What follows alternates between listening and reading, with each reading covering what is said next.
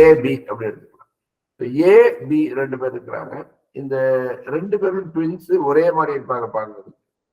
ஒரே மாதிரி நடை உடை பாவனை எல்லாம் ஒரே மாதிரி தான் இருக்குன்னு வச்சுக்கோங்க. இதுல என்னன்னா நைட்டு 2 பேருமே வந்து 4 மணிக்கு முடிக்கணும், எழுந்திக்கணும்னு சொல்லிட்டு அலாரம் வைக்கிறாங்க 4 மணிக்கு.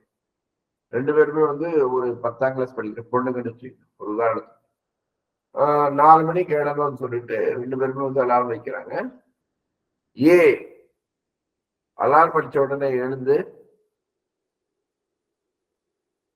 போய் உடனே அந்த எக்ஸசைஸ் என்ன எல்லாம் பண்ணிட்டு கொஞ்சம் படிக்க ஆரம்பிச்சு அந்த படிக்கும்போது வரக்கூடிய அந்த என்னென்ன சவால்கள் இருக்குதோ அதெல்லாம் கரெக்டா சந்திச்சு கரெக்டா அந்த பொண்ணு பார்த்தீங்கன்னா அந்த 7 மணிக்கு மேல உட்காந்து என்ன முடிக்கணுமோ அதெல்லாம் முடிச்சுட்டு அந்த பாப்பா வந்து குளிச்சு ரெடி ஆகி சாப்பிட்டு ஸ்கூலுக்கு கிளம்பிடும். ஸ்கூல்ல வந்து என்ன ஆக்டிவிட்டிஸ் இருக்குது அந்த ஆக்டிவிட்டிஸ் கரெக்டா பண்றது பொண்ணு ஆல் திஸ் திங்ஸ்.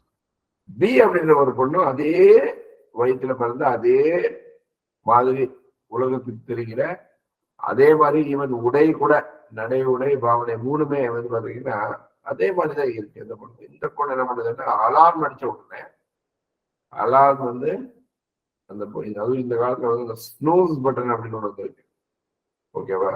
அலார்ம் வந்து டப்புறது ஆஃப் பண்ணு அந்த பொண்ணு. மறுபடியும் பாத்தீங்கன்னா ஒரு 1/4 மணி நேரம் கழிச்சு அது அடிக்கும், அது மறுபடியும் ஆஃப் பண்ணுறது, மறுபடியும் ஆஃப் பண்ணு, மறுபடியும் ஆஃப் பண்ணி ஆஃப் பண்ணி ஆஃப் பண்ணி வந்து ஒரு 6:30 மணிக்கு வந்து 7 மணிக்கு வந்து எழுந்து அதுக்கேற்ற மாதிரி தான் அந்த பொண்ணுடைய லைஃப் இருக்கும். அதாவது அதுக்கேற்ற மாதிரி தான் அந்த பொண்ணுடைய நாள் இருக்கும். லைஃப்க்கு அப்புறம் போலாம் அந்த பொண்ணுடைய நாள் இருக்கும். அப்படியே வந்து ஒரு பார்த்தீங்கன்னா இந்த ஏ அப்படின்ற அந்த பொண்ணு பார்த்தீங்கன்னா கரெக்டா டைம் சாப்பிட்டு ஸ்கூலுக்கு போயிட மாட்டான். இந்த பொண்ணு ஏ அப்படின்ற பொண்ணு ரசிச்சு ரசிச்சு சாப்பிட்டு போவோம், நீட்டா ட்ரெஸ் பண்ணிக்கோ, கரெக்டா புக்ஸ் எல்லாம் எடுத்து வச்சுக்கோ, எல்லாம் பண்ணி அந்த பாப்பா போகும். பிளஸ் பி அப்படின்ற பொண்ணு சரியா குடிக்க முடியாது, சரியா வந்து சாப்பிட முடியாது, அப்பா அம்மா திட்டிட்டு இருப்பாங்க எல்லாமே. அப்புறம் வந்து அந்த சரியான நேரத்துக்கு ஸ்கூலுக்கு போறதுக்கு வந்து அந்த ஏ அப்படின்ற பொண்ணு வந்து ஆட்டோல உட்கார்ந்து இருக்கு ஸ்கூலுக்கு போறதுக்கு. பி அப்படின்ற பொண்ணால ஆட்டோல இருக்க எல்லாரும் வெயிட் பண்ண மாதிரி சூழ்நிலை. வாட் எவர் இட் இஸ், அந்த ஸ்கூல் போனதுக்கு அப்புறம் இவன் ஏ அப்படின்ற பொண்ணு வந்து பாத்தீங்கன்னா அன்னைக்கு என்ன அந்த ஒர்க் பண்ணணும் அது பண்ணதுனால அந்த ஏ என்கிற பொண்ணுக்கு வந்து பாத்தீங்கன்னா அந்த ஆசிரியர் வந்து அந்த ஒரு பிரைஸ் கொடுப்பாரு. அந்த வெற்றிக்கணி ஏ அப்படின்ற பொண்ணுக்கு கிடைக்குது, பி என்ற பொண்ணுக்கு வந்து கிடைக்கிறது இல்லை. இங்க வந்து ஒரு அடிப்படையில வந்து ஒரு பாயிண்ட் இருக்கு. ஏன் வந்து ஏ ஜெயிக்கிறாங்க, ஏன் பி ஜெயிக்கிறது? அதாவது என்ன ஒரு விஷயம் அப்படின்னு சொன்னா லைஃப்ல வந்து இப்ப என்ன நடந்தது, இந்த ஏ பிக்குள்ள என்ன நடந்ததுன்னு அவங்க சொல்லுவாங்க. நல்லா நோட் பண்ணி ஏ அப்படின்றவங்க என்ன பண்ணுவாங்கன்னா அவங்க எழும்போது அவங்க என்ன மாதிரியான அந்த திங்கிங்ல இருக்கிறாங்கன்றதான் ரொம்ப இம்பார்ட்டன்ட். பி அப்படின்றவங்களும் வந்து எழுதுறாங்கதான், அவங்க என்ன மாதிரியான திங்கிங்ல இருக்கிறாங்கன்றது ரொம்ப ரொம்ப இம்பார்ட்டன்ட். அதாவது குறிக்கோளை மையமாக கொண்ட ஒரு சிந்திக்கும் முறை, அது வந்து ஏ. நல்லா நோட் பண்ணிக்கோங்க, குறிக்கோளை மையமாக வைத்து சிந்திக்கும் ஒரு முறை, அத வந்து இங்கிலீஷ்ல வந்து கோல் ஓரியன்டட் திங்கிங் அப்படின்னு சொல்லி சொல்லுவாங்க. ஜிஓடி காட் பாருங்க, அதுலயே எவ்வளவு அழகா வருது. கோல் ஓரியன்டட் திங்கிங் இருந்துச்சுன்னு சொன்னா யூ காட் த டீல், அந்த டீல் உங்களுக்கு கிடைச்சதுன்னு அர்த்தம். அந்த மாதிரி கூட நம்ம எடுத்துக்கலாம். இன்னைக்கு இந்த இது புதிய ஒரு வர்ணிக்கும் முறை எனக்கு கிடைச்சிருக்கு. ஸோ அது வந்து பாத்தீங்கன்னா வந்து ஏ அந்த குறிக்கோளை மையமாக வைத்து யோசிக்கும் வந்து ஒரு சிந்திக்கும் ஒரு முறை. பி வந்து பாத்தீங்கன்னா சொன்னா ப்ராசஸ் ஓரியன்டட் திங்கிங், அதாவது ஒரு ஒரு ஒரு விஷயம் நடக்குதுன்னா அந்த ப்ராசஸ் எப்படி இருக்கும், இதுக்கு அப்படி இது இருக்கும், இதுக்கு அப்படி இது எப்படி இருக்கும் அப்படின்னு நினைச்சு மூவ் பண்ற, அது வந்து ஒரு சிந்திக்கும் முறை. அதாவது அந்த குறிப்பிட்ட ஏ என்கிற அந்த பாப்பா நான் வந்து காலையில முடிச்சு கரெக்டா முடிச்சு நான் கரெக்டா வந்து நான் வந்து இதெல்லாம் பண்ணி முடிச்சேன் அப்படின்னா என்னுடைய இலக்கு அந்த ஆசிரியரிடம் வந்து நல்ல பெயர் பெற்று என்னுடைய பெற்றோருக்கு பெயர் பெற்று தருவது. அப்போ அந்த கோல்ல மட்டும்தான் அவங்க யோசிப்பாங்க. அவங்க என்ன யோசிப்பாங்க? கோல்ல மட்டும்தான், அந்த குறிக்கோளை மையமாக வைத்து யோசிக்கிற அந்த மக்கள் அதான் யோசிப்பாங்க.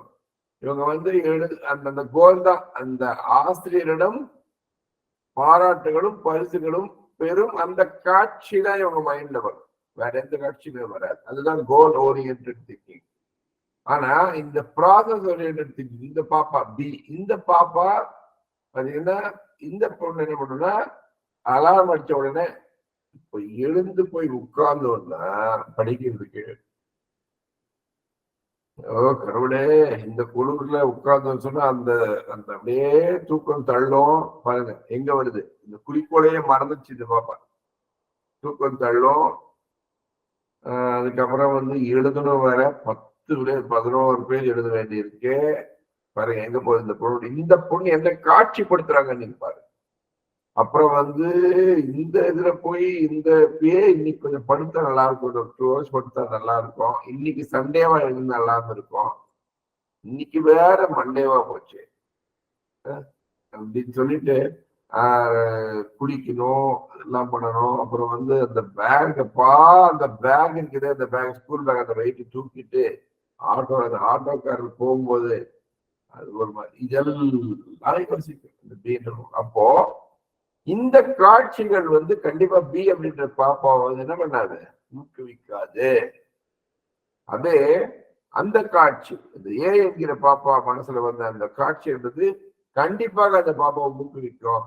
யார் ஜெயிப்பாங்க அப்படின்னு சொன்னா, கோல் ஓரியன்டட் திங்கிங், அதாவது குறிக்கோளை மையமாக வைத்து யோசிக்கும், அதை சிந்திக்கும் அந்த பாப்பா வந்து கண்டிப்பாக வெற்றி பெறுவார். இதுதான் வந்து சீக்ரெட் ஃபார்முலா. இது நிறைய பேருக்கு இது தெரியுது. அது வந்து தெரியுது இல்லைன்னா தெரியும், தெரிஞ்சும் வந்து அது வந்து இதோட முக்கியத்துவம் தெரியுதுன்னு நான் சொல்ல வரேன். எல்லாருக்குமே தான் ஜெயிக்கணும்னு ஆசை. அது ஜெயிக்க நான் தோத்தா கூட பரவாயில்ல, ஞாபகத்துக்கு போறதில்லை. ஆனா அந்த ஒரு சிந்திக்கும் முறையில வந்து இப்போ நீங்க எடுத்துட்டீங்க, எந்த ஒரே ஷாட் இப்படி அந்த குறிப்பிட்ட நாள் அந்த வேலை அப்படி நடக்கும்ன்றது அது நடக்கும், அவ்வளவுதான் நடக்கும், நடந்துட்டு இருக்குது. இப்ப என்ன அதுதான். ஸோ கோல் நம்ம டிரைவ் பண்ண ஆரம்பிச்சிடும். வெரி சிம்பிள் தான். யார் 100 ஆனாலும் 106 ஆனாலும் அது நடக்கும். எப்படி நடக்க போகுதுன்றது தான் வந்து அது வந்து தெரிவிக்குது. அது it will take care of itself. இந்த குஷின்ற படம் எனக்கு அப்பப்போ நான் சொல்லுவேன். இந்த குஷின்ற படத்துல வந்து எஸ்.ஜே. சூர்யா டைரக்டர், அவர் சொல்லுவாரு, இவங்க 2 பேர் தாங்க சேர போறாங்க. கிளைமேக்ஸ் ஃபர்ஸ்டே டிக்ளேர் பண்றாரு. ஒரு சூப்பரான ஒரு படத்தை எடுக்கிற ஒரு முறை அது. அதாவது கிளைமேக்ஸ் முதல்ல டிக்ளேர் பண்றாரு, இவங்க 2 பேர் தான் சேர போறாங்க. எப்படி சேர போறாங்கன்றதுதான் கதை. இப்படி வந்து அடிச்சு சொல்லி வந்து அந்த ஒரு திரைக்கதையை கொண்டு போறதுன்றது ரொம்ப பெரிய விஷயம். So that is the most important thing. அதாவது நான் ஐஏஎஸ் ஆக போறேன், எப்படி ஆக போறேன்றது தான் பாயிண்ட். அதெல்லாம் அந்த எப்படின்றது வந்து ஆக போறேன், அவ்வளவுதான். எப்படியோ ஒன்று ஆகும், எப்படியோ ஒன்று அதுக்கு ஒரு ரோல்